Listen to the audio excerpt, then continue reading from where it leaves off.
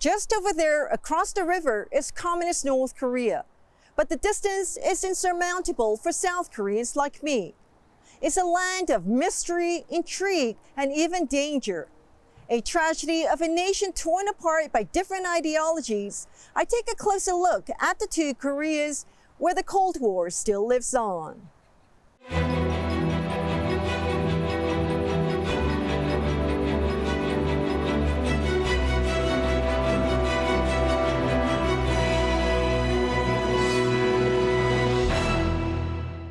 세상살이 힘들어 지치는 날이면 듣고 싶은 엄마의 노래. But it's something Chun Han-jin knows she will never be able to do. And that's because her mother is living in North Korea, while she is here in the South, living a life as a singer since her defection in 2013. She's also a YouTuber, and most of the time she does it alone, but today she has her son with her. Her son, who escaped North Korea with her. One viewer asks her about her mother. 아직 북에 계시고요. 많이 아파하셔요. 그래서 제가 좀 돈을 많이 벌어가지고 엄마가 아프지만 약도 좀 풍족하게 약도 썼으면 좋겠고 맛있는 음식도 많이 드셨으면 하는 바람인데 사실 전화도 마음대로 못하고 뭐 편지 한 장 보낼 수도 없고. Chun Han-jin's mother is living in the industrial city of Cheongjin, North Korea's third largest city, where she also lived with her family until the age of 33. She says she had the privilege in 2001 to sing in front of then leader Kim Jong-il, the father of the current leader Kim Jong-un. 그 김정일이 청진의 기체질서에 현지지도 왔을 때 제가 앞에서 노래를 불렀어요. 독창을 했죠. 그래서 북한에서 청진에서 1호 가수다 하면 제가 별명이 1호 가수가 됐어요. 김 부자가 지방에든 뭐 어디 가든 행사는 김 부자가 가는 행사는 무조건 1호를 붙여놔요. 잣속에 내 마음 담아줄게요. 사랑을 마셔요. Hyungjin says she inherited her mother's skills. Her mother was also a singer of Pibada opera, considered as a masterpiece in North Korea. Hyungjin lived quite well in North Korea until her mother had a breakdown after suffering from cerebral thrombosis, a type of stroke, and became bedridden. 엄마 살리기 위해서라도 할아버지 고향인 한국으로 가자. 그래서 처음 길을 나섰는데 아는 지인들 소개로 두만강도 넘고 중국에 1차는 중국에 도착해야 되니까 중국에 도착해서 3개월을 숨어 있었어요. 그러니까 한국까지 오려면 증명서도 만들어야 되고 비행기 타려면 여권도 만들어야 되고 하니까 이제 일주일이면 비행기 표 다 뗀다. 일주일만 기다리라. 근데 그때부터 잠자면 엄마가 죽는 꿈을 꾸는 거예요. So she went back to check on her mother the same way she fled North Korea. But this time round, she was caught by North Korean guards along the border. She was interrogated and kept in an underground cell for about 18 days. She didn't dare to think about defecting again. Instead, she married and had a son in 2009. 3 years later, her husband died of cancer. Determined to give a better life for a 4-year-old son, she decided to again leave. 근데 애하고 잡혀서 한번 상상만 해도 이거는 막 죽지 않으면 잡히면 안 된다. 그냥 살아서 무사히 가지 않으면 잡힌다고 생각하면 죽어야 된다. 이 생각인 거예요. She also decided it would be best to give him a sleeping pill. Water was cold along the Yalu River around September 2013, she says.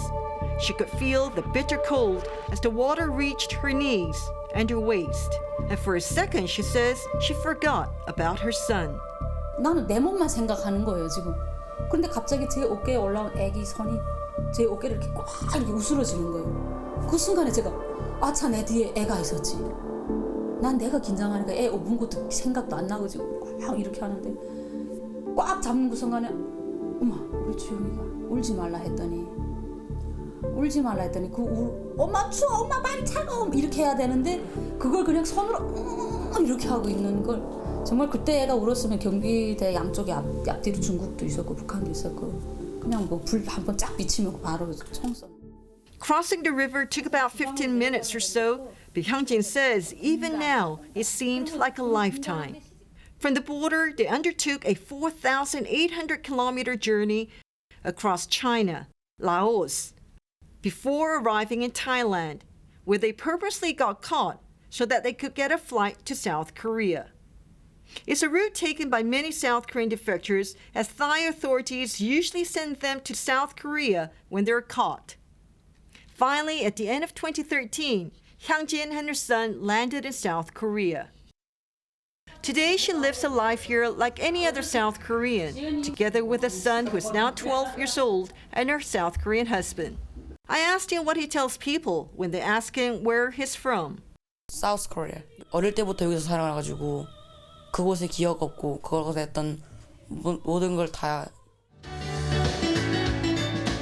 안녕하십니까. Today, Hyungjin's days are busy, attending radio shows, mostly to talk about her experiences as a singer in North Korea, and how different songs are between the two countries, although they speak the same language. Always on her side is her husband, Kim Dae-hwan. 6년, 7년 전 얘기예요. 한 300명 정도 사람을 모아놓고 이제 연말에 파티를 한 거예요. 그때 초대 가수로 이 사람이 왔었지. 그때 제가 이제 저도 이제 혼자 있었고 그러니까 이제 어떻게 하다 보니까 그래서 급소도 가까워져 갖고 우리 만난 지 6개월 만에 결혼했어요. He says it wasn't an easy choice to make back then because of the stigma people have about North Korean defectors in the South. But he too was a musician when he was young, and so he says it was music that brought them together. But he admits cultural differences do exist, and if the two Koreas would be reunited one day, cultural differences would be the biggest hurdle, more so than the economic gap. 근데 거기서 1호 가수가 있었으니까 거기서는 뭐 제일 잘 나가는 성악 가수였었죠. 그러면 자기 노래에 대한 자아주심이 보통 강한 게 아니에요. 그래서 제가 듣기에는 우리 음악하고는 너무 동떨어져 있거든. 그래서 제가 한 1년 동안을 많이 가르쳤어요, 사실은. 여기서 피아노 치면서 노래 가르치고 녹음해서 들리고 고치고 좀 많이 고쳐진 거죠. 처음에는 말도 못하게 싸웠어요. Though she's living a happy life in the South, she's always thinking of her family back in the North. 1년에 한 번 정도는 연락을 뭐 하긴 하는데 올해도 지금 연락이 올 때 됐는데 하고 기다리고는 있어요. 근데 사실 작년 8월에 아빠가 돌아가셨다고 연락을 받았어요. 그래서 엄마는 아직 살아 계시는데 엄마도 지금 많이 아프시니까 그래서 저는 어떻게 왕래가 되고 뭐 통일이 되고 그때를 제일 바라는 사람이지만 그때까지 엄마가 살아 계셨으면 하는 바람이 있어요.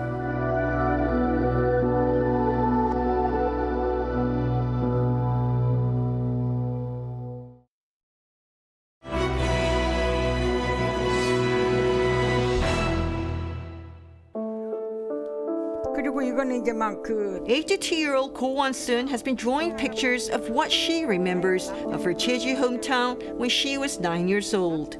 그림으로 한 51장을 그렸어요, 제가. 이제 불이 막 타고 끝나서 집에 가라 해서 올 때는 불이 막 타고 소 돼지가 막 뜨거워서 쫓아 나오는 것도 그렸고. She's one of the survivors who lived in the village of Bukchon on the southern island of Jeju, where soldiers torched homes and killed people in 1949. She remembers how villagers were forced to gather at a schoolyard, where people were screened, the relatives of military members and police on one side, while the rest were divided, men, women, and children, into groups of 30 and 50, and dragged away, including her mother, sister, baby brother, and herself. 아니 그 운동장에서 손을 잡고 들어가서 앉았는데 울타리에 있는 기관총 3개가 불을 막 뿜었어요. 사격을 했어요, 우리한테.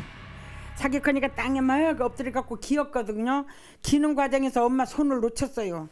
놀라서 그냥 엄마 부르면서 소리를 질러가니까 무섭다고 소리를 질러가니까 엄마가 어느 거리까지 이제 떨어져서 있다가 우리 동생이 누나 우는 거 보고 같이 소리 질렀어요. 그러니까 군인이 몽댕이로 머리통을 2번을 내갈겼어요.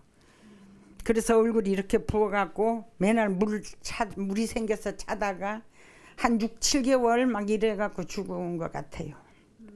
These are some of the events that happened across South Korea and on Jeju Island in the name of fighting communism after World War II ended in 1945. It was supposed to be the beginning of a united Korea being liberated after 35 years of Japan's colonial rule. But instead, Korea became a victim of the Cold War. Koreans were not happy about this as they wanted to remain as one country. And as the South Korean government made plans to hold its first election on May 1948, people started to protest. Among them were Jeju Islanders, and that eventually led to what is referred as the April 3rd uprising. Historians say about 30,000 people died from the events during the April 3rd uprising, about 1/10 of the island's population then.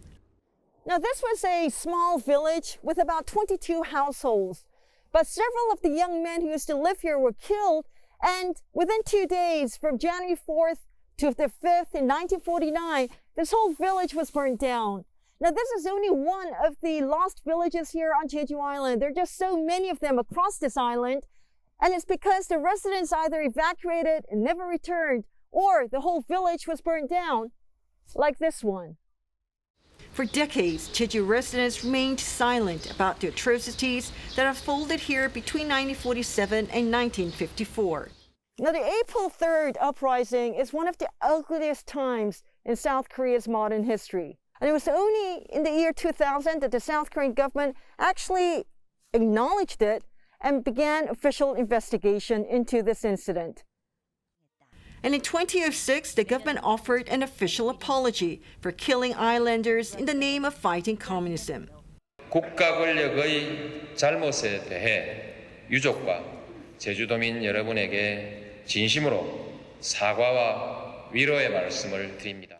2 years later, a peace park was established to honor the victims. Pan Young-kwan, who's been doing research on the Jeju events, shows me the wall with names of people who died from the Pukchon village. So many of them died on the same day. Yeah. That's the incident. Go Hwan-soon witnessed those massacres. He says Jeju was seen as an important place by some countries then.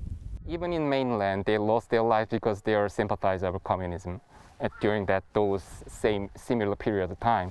But Jeju is more like strategically considered as a very interesting or important places for U.S. and Japan and China. So they try to build a new naval base in here. They try to build an airfield in here. So they're worried about these kind of small island became kind of the North Korean base. So they're subjugated in more harsh way. While many say the islanders were innocent victims, there are others who say communist forces were rampant there and that the people simply fell for the propaganda and instigation of the communists. Jeju incident, there was an armed rebellion directed by the Korean communists. They opposed the election. Now the Jeju people are almost indoctrinated. That was the real independence movement. No, that's not right. The first president of the Republic of Korea, Syngman Rhee, knew at the time that unification was almost impossible because of the Soviet Stalin influence on North Korea. So Russia was already planning to establish the People's Democratic regime in North Korea, step by step. So he decided South Korea must be independent country. That was the right goal. Today, more than 70 years have passed since an armistice temporarily ended the Korean conflict and without a peace treaty. And the two sides remain as far apart as ever.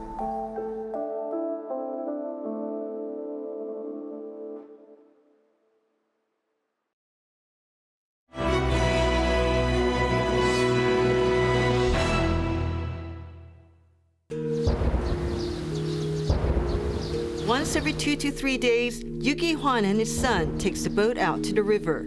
They have become accustomed to the sounds from an artillery firing exercise that occurs often in this province of Yeoncheon, close to the border with North Korea. And the river is not too far away, a few minutes' drive along the narrow countryside road. Now this is the Hantang River. and it originates from North Korea's Pyeonggang, and it flows through Cheoron, Pocheon, and Yeoncheon. Usually it boasts gorgeous emerald water, but not when there have been several days of rain. Yu Ki-hwan's father started fishing here when he was young, and many times they went out together, like he does now with his own son. They were born in South Korea, but his father was originally from Ganggae, the capital city of Chagang in the northwestern part of North Korea, bordering China. 아버지가 오형제 중에 막내였대요. 그래가지고 이제 그 저희 집안에 유씨 집안에 그 간부급이 그 공산당 간부급이 하나 있었대요. 근데 그 사람이 이제 그 형제들을 다 공산당으로 이제 막 끌어들이는데 우리 아버지하고 여기 이남에 나오신 분 두 분이서 우리 공산당 들어가지 말자 그래가지고 열차 타고 뭐 여기 저기 이 휴전선 근방까지 와가지고 거기서 내려서 넘어왔다 그러더라고요. He lived here in the South until he passed away in the early 1980s. His son, who is now in his 30s, grew up learning in schools how bad communists and North Korea can be. 통일이 돼야 될 것 같아요. 제가 봤을 때. 그래야 좀 뭐라고 해야지? 그냥 경제적으로 봐도 그렇고 그게 훨씬 나은 것 같아요. 뭐 쉽게 되지는 못하겠지만은 안 될 것 같아요. Like him, surveys to show that the majority of South Koreans believe a united Korea will be better in the long term. But details of how this could be achieved are very complicated. At this small market in the town of Kyodong in Ganghwa Province, it seems like time has frozen in the 1960s and 70s. Shops selling traditional snacks, VHS videotapes, and the barber shop that has been around since 1965. And that's why the 81-year-old Hwang Ne-ha enjoys coming here once in a while. The town was established by people like him, North Koreans from Yeonbaek in North Korea's Hwanghae province, only about 3 kilometers away from here. It was modeled after a similar one in their hometown. He first set foot in this town during the Korean War in 1952. His whole family managed to flee North Korea to escape communism, but his mother went back to get some things. 그때 그 옷그릇을 묻어놓고 나왔는데 그때는 또 며칠 동안 표가 된다 그래서 그 바람에 그냥 딸들 데리고 들어가셔서 영영 못 나왔죠. 그렇죠. 금방 통일된 나라였으니까 이제 뭐 며칠에서 이제 통일돼가지고 이제 데리고 들어가신 거지. Those few days became months, years, and now more than 7 decades. He can see his hometown from here, but with no context allowed between the two Koreas, he has no information about his mother and sisters in the north. 그렇죠. 서안이만 나가서 보면은 우리 밭도 보이고 우리 밭 2,000평짜리 하는데 거기다 김새 봉상을 씌워놔서 아주 50m 이상 공구를 쳐놓고 거기다 만들었는데 아유 끔찍해 보기도 싫어. 이 3.5km 되죠. 가까워도 못 간다는 거. Despite its proximity to North Korea, it's pretty quiet and calm here. And once in a while, soldiers are seen doing checks along the barbed wires. And visitors are surprised how close the two Koreas are. 생각보다 북한이 되게 가깝다고 느꼈고요. 근데 왕래를 못해서 좀 안타깝네요. 북한 공산당 하면요. 좀 저희랑은 좀 다른 사람? 네, 좀 사고가 좀 갇혀 있는 사람들. 독재도 그렇지만 그냥 우리 생각에도 그냥 빨갱이? 다른 거 잘 모르고 빨갱이? 글쎄 통일이 됐으면 좋겠지만 그렇게 되기가 좀 힘들 것 같은 생각도 들어요. 어려서부터 뭐 공산당 하면 무섭다는 생각 그런 거 있잖아요. 그 왜 독재 뭐 그래갖고 뭐 강력한 그런 거 생각이 나는. Many also agree that perhaps they can live separated but at peace. But it's easier said than done. Cha Gang-shik knows too well about the possible threat from North Korea as he has been fishing here all his life. 혹시나 그 사격하다 괜히 또 무슨 사고 날까봐 못 나가요. 그리고 저기 저 민통성에 저쪽에 빨갛게 그쪽 북쪽으로 절대 배 못 지나가. 저쪽으로? 네, 못 가요. 그거 가다 총 맞았죠, 그럼. 지금도 못 가. 절대. He was born in North Korea but came to the South together with his parents who have now passed away. 그럼 내가 또 저쪽 가서 내가 또 To him, South Korea is home, although he does want to be able to travel freely to the North one day, especially since it's so near to his home now. But with the majority of North Koreans without access to the internet or able to travel freely around the world or even within their own country, the two Koreas live in two very different worlds. Though Pyongyang is also changing fast. Tae Young-ho was a North Korean diplomat in London who defected to South Korea in 2016. Today, he's one of the two North Korean defectors who won a seat in South Korea's parliament. And as a former high-ranking North Korean official, he's been a treasure trove of information on the North. North Korea is becoming more digital by the day. The very first thing North Koreans buy with their first overseas paycheck is smartphone. Even North Korean regime uploads its paper Rodong-Sinmun online for North Koreans to read it while they're overseas. When Kim Jong-un became the leader of North Korea following the death of his father, many thought the world's longest-running communist dynasty would change. He was, after all, a young man who had experienced the outside world, spending his teens in Switzerland. But he turned out to be no different than his grandfather and father. Freedom of speech and thought is still out of the question in North Korea. And that's why Chun Hyung-jin is so grateful every single day for living here in the South and not in the North. 북한 노래는 뭐 혁명적이라든가 장군님이라든가 이런 거 가사말이 안 들어가면 그 뭐 이렇게 이 노래는 부른다, 부를 수 없다 이렇게 도장을 박아서 문화부에서 나가야 되는데 그렇게 가사말이 없으면 아주 또 출판도 못하게 하거든요. 무릉도원 꽃 펴가니 흥이로다리랑 제 힘으로 세워가니 멋이로다리랑 그리고 장군님의 막 이렇게 들어가는 거야. At times, she says she wonders what life would have been like for a boy if she had remained in North Korea, and of her life as a singer 관심 좀 가져주세요. on the other side of the border. 좀 써주세요. In the next episode of CNA Correspondent, we travel to Hong Kong, where my colleague Roland Lim speaks to Hong Kongers, both young and old, following a tumultuous couple of years. This as Hong Kong enters a new transition period of one country, two systems rule under communist China. I'm Lim Yang-suk. Thanks for watching.